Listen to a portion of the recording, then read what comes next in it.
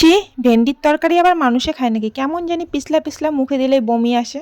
এমনই মন্তব্য আমার বরের। তুমি খাবে না? তোমার ১৪ গোষ্ঠী খাবে। এই বলে আমিও চলে গেলাম রান্নাঘরে ভেন্ডির তরকারি রান্না করতে।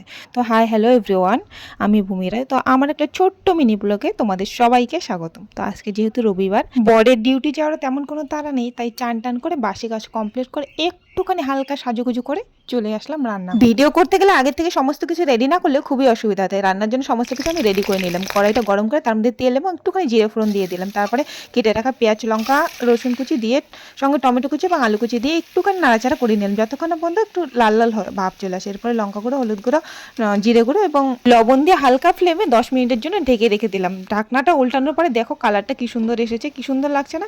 এরপরে আমি দিয়ে দেবো ভেন্ডিগুলো দেওয়ার পর হালকা একটুখানি নাড়াচাড়া করে আবার 10 মিনিটের জন্য ঢেকে দিয়ে দিলাম। এরপরে একটুখানি জল দিয়ে 5 মিনিট রেখে এবার নামিয়ে নিলাম। দেখো দেখতে কি সুন্দর টেস্টি টেস্টি হয়েছে না? খাবে না মানে সবাইকে খেতেই হবে। এরকম করে সুন্দর করে পরিবেশন করলে কেউ না খেয়ে থাকতে পারে? তোমরাই বলো। তো যাই হোক, টাটা বাই বাই। ভিডিওটা ভালো লাগলে একটা লাইক অ্যান্ড